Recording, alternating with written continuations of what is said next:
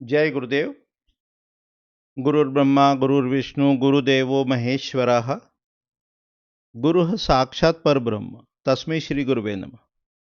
अर्चनी वंदनी प्रातः स्मरणी परम पूजनी गुरुदेव के चरणों में बारंबार वंदन कर आरंभ करते हैं। वास्तु विद्या का, वास्तुशास्त्र का, स्थापत्यवेद का अपना ये पाठ्यक्रम है और उसमें आज अपन चौथा पाठ देख रहे हैं। अभी इस कोर्स का फाउंडेशन बता रहे हैं, इसका आधार बता रहे हैं। ये आधार यानी जैसे पिलर्स होते हैं बिल्डिंग में, स्तंभ होते हैं बिल्डिंग में, ऐसे ये वास्तुशास्त्र का एकदम फाउंडेशन है। इसको स्किप नहीं करना है, इसको छोड़ना नहीं है, इसको फास्ट फॉरवर्ड करके भी देखना नहीं है, इसको पूरा सुनना है और जो सिद्धांत इसमें बताए गए हैं उनको जीवन में उतारना है, अपनाना है। कोर्स को कैसे स्टडी करना, कैसे समझना, अध्ययन कैसे करना, उसको आज देखने का, समझने का प्रयास करेंगे। आपकी लाइफ स्टाइल कैसी हो ड्यूरिंग स्टडी, कितने महीने का समय आपको निकालना है, कैसे स्टडी करना है, उसको देखने का, समझने का प्रयास करेंगे। सबसे पहले कहा है कि देखो, ये जो अपना पाठ्यक्रम है इसका जो मुख्य आधार है वो है श्रद्धा। श्रद्धा यानी फेथ कह लो, डिवोशन कह लो, सरेंडर कह लो। श्रद्धा किसके प्रति? श्रद्धा शास्त्र के प्रति, श्रद्धा जो सिखा रहा है गुरु उसके प्रति। तो जब बुद्धि पक्ष थोड़ा हल्का होगा, कमजोर होगा और श्रद्धा पक्ष मजबूत होगा तो ये जो शास्त्र है ये अपने रहस्यों को खोल देगा, अपने जो सीक्रेट्स हैं उनको अनफोल्ड कर देगा। भगवत गीता में कहा है श्रद्धावानम लभते ज्ञानम। ज्ञान के लिए सबसे पहली जो चीज है वो होना चाहिए श्रद्धा। श्रद्धा होने के बाद शास्त्र के जो सीक्रेट्स हैं, रहस्य जो हैं वो प्रकट हो जाते हैं। जैसे एकलव्य का उदाहरण है अपने सामने कि एकलव्य जो बालक है वो द्रोणाचार्य से वो धनुर्विद्या सीखने के लिए जाता है, लेकिन गुरु जो है वो अपनी प्रतिज्ञा में बंधे हुए हैं तो बालक को मना कर देते हैं।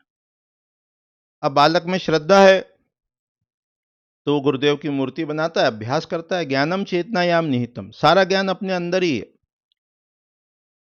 और उसको जो ढका हुआ है उसको जो अनफोल्ड करने का काम करता है, जो ढके हुए को बाहर खोलकर अपने को दिखाता है, वो है श्रद्धा, वो है डिवोशन, वो है सरेंडर। तो श्रद्धा होने के बाद शास्त्र अपने सीक्रेट्स को, रहस्यों को अनफोल्ड कर देता है। उस समय थोड़ी सावधानी भी रखना है अपने को श्रद्धा के साथ साथ, कि जैसे कोई पौधा लगाते हैं, प्लांटेशन करते हैं तो शुरू शुरू में एक ट्री गार्ड लगा देते हैं उसके चारों तरफ, और ट्री गार्ड के अंदर वो पौधा रहता है ताकि कोई भी जो पशु है, बकरी इत्यादि, वो उस प्लांट को ना खा जाए। फिर जब वो पर्टिकुलर हाइट प्राप्त कर लेता है वो पौधा, 2 4 5 6 फीट का हो जाता है तो ट्री गार्ड हटा देते हैं। तो साधना काल में स्टडी करते समय लाइक माइंडेड पीपल से तो मिलेंगे, लेकिन जो अपनी श्रद्धा को बिगाड़ते हैं, कंफ्यूज करते हैं, उनसे थोड़ी दूरी रखेंगे, ट्री गार्ड रखेंगे। जड़ में पानी डालना है, जड़ अपना मन है, तो मन को कैसे सींचना, उसके लिए आगे थोड़ी सी स्टडी करेंगे। खरपतवार को हटाना है जो वीड्स है, नहीं तो वो सारा नरिशमेंट खा जाएंगी, प्रोटीन खा जाएंगी। तो जो लाइक माइंडेड पीपल हैं, जो समान विचारधारा वाले व्यक्ति हैं, उनसे कुछ दिनों संपर्क में रहना, और जो हमारी बुद्धि में भेद पैदा करते हैं, अश्रद्धा पैदा करते हैं, उनसे थोड़ा दूर रहना है, संभल के रहना है। फिर दिनचर्या बताई कि ये जो अपना सौर मंडल है, ये जो अपनी पृथ्वी है, इस पे जीवन जो है वो सूर्य के कारण ही संभव है।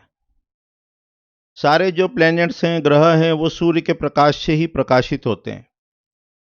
चाहे वो चंद्रमा हो, चाहे वो मंगल हो, बुध हो, गुरु हो, शुक्र हो, शनि हो, ये सारे ग्रह सूर्य के प्रकाश से प्रकाशित होते हैं।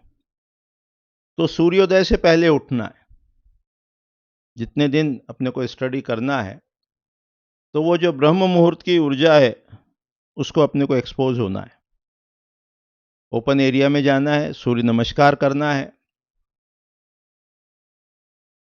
सूर्य नमस्कार के जो 12 आसन हैं, उनको विधि पूर्वक करना है। सूर्योदय से पहले उठना है।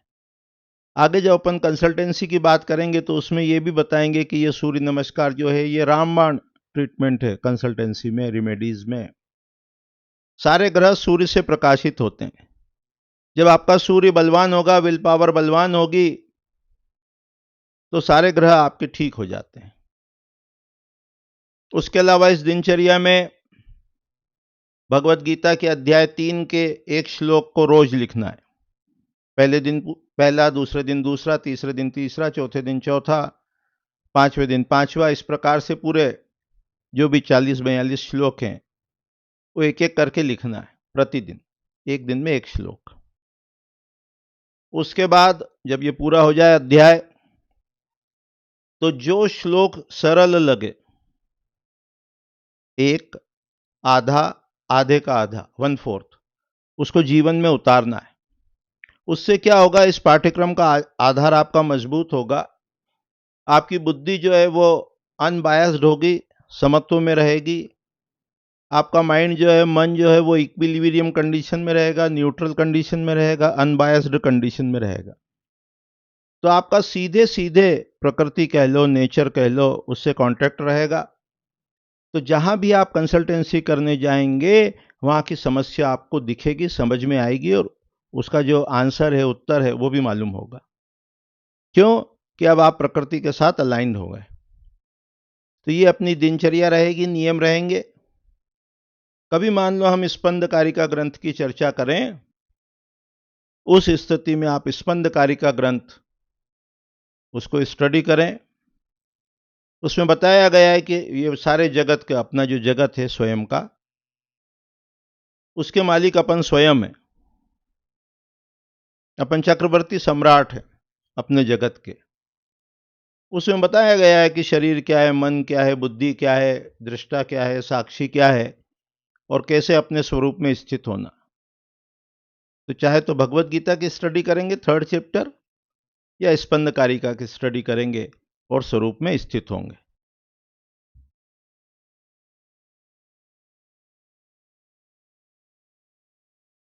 फिर आगे कहते हैं कि व्यवसायत्मिका बुद्धिरेक कुरुनंदन बहुशाखा हयंतश्या बुद्धियो अव्यवसायिना। कि जो व्यावसायिक बुद्धि होती है, वो निश्चयात्मक होती है, डिटरमाइंड होती है। और जो अव्यवसायी बुद्धि होती है, जो विवेकहीन पुरुष होते हैं, उनकी बुद्धि कैसी होती है? जो अस्थिर चित्त वाले हैं, वो अनंत भेद वाली होती है, अनंत होती है और भेद वाली होती है। तो देखो, जीवन में कंसल्टेंसी पॉइंट ऑफ व्यू से भी ध्यान रखो कि जो मल्टीपल ऑप्शन साइमल्टेनियसली रहते हैं, वो बहुत दुखदाई है। आल्पिन के बारे में भी कहते हैं ना कि वो पॉइंटेड हो, एकाग्र हो। बुद्धि कैसी हो? वो जो एक ही होती है, डिटरमाइंड होती है। जैसे मान लो भूमि के अंदर कहीं 100 फीट पे पानी हो, और अपन यदि बोरिंग करवाएं, एक जगह बोर किया 50 फीट का, पानी नहीं निकला, दूसरी जगह किया 60 फीट का, पानी नहीं निकला। ऐसे कितने भी बोर कर लो, यदि 100 फीट से कम के करोगे तो पानी नहीं आएगा। क्योंकि भूमि में जल का जो स्तर है, वो 100 फीट है, उतने नीचे है वो। और एक ही जगह बैठ गए और वहीं बोरिंग किया 100 फीट, तो पानी आएगा। तो जो मल्टीपल ऑप्शंस होते हैं, आज ये काम ठीक नहीं लग रहा है, थोड़ी देर वो किया, फिर थोड़ी देर कोई दूसरे कार्य में लग गए, फिर किसी और कार्य में लग गए, तो उसमें कुशलता नहीं आती है, व्यवसायित्मिका नहीं आती है। तो जो मल्टीपल ऑप्शन है, आज इंटीरियर डिजाइन कर लिया, कल कुछ कर लिया, फिर कुछ कर लिया, एक ही जगह बैठकर उस विद्या में स्टडी करते करते करते करते निष्णात होना चाहिए। तो भगवत गीता के दूसरे अध्याय के 41वें श्लोक में भगवान कह रहे हैं कि अपनी बुद्धि जो है उसमें अनंत भेद नहीं होना चाहिए, अनंत नहीं होना चाहिए, भेद वाली नहीं होना चाहिए। कैसी होना चाहिए? एकाग्र होना चाहिए, शार्प होना चाहिए, पॉइंटेड होना चाहिए, एक ही लक्ष्य निर्धारित करने वाली होना चाहिए। तो इस प्रकार से अपन कुछ श्लोक आगामी पाठ में इकाई में देखने का प्रयास करेंगे। तो आज की इकाई में, आज के पाठ में जो अपन ने समझा वो ये समझा कि इसका जो आधार है अपने कोर्स का वो श्रद्धा है। इसको ये समझा कि सूर्य नमस्कार करना है प्रतिदिन सुबह सूर्योदय से पहले उठकर। भगवत गीता के एक श्लोक को, अध्याय 3 के एक श्लोक को अपनी भाषा में, अपने शब्दों में लिखना है, पहले पढ़ना समझना, और फिर जो श्लोक सबसे सरल लगे उसको जीवन में उतारना है। कुछ श्लोकों को अपन देखने का प्रयास करेंगे यहाँ भगवत गीता के, उनको डिकोड करने का प्रयास करेंगे। तो आगामी पाठ में इसी विषय को आगे बढ़ाएंगे और ये भी बताएंगे कि कोर्स को कैसे स्टडी करना। अपनी ये जो पत्राचार पाठ्यक्रम की पुस्तक है उसका कैसे एक लेसन पढ़ना है, फिर वीडियो देखना है, फिर उसके नोट्स बनाना है, क्वेश्चन आंसर लिखना है, फिर अगले दिन पुराने लेसन का रिवीजन करना है, फिर आगे बढ़ना है। इस प्रकार से जब आप इसका अध्ययन करेंगे तो निश्चित रूप से सफल होंगे। अभी इतने कह के वाणी को विराम देते हैं। जय गुरुदेव, जय गुरुदेव।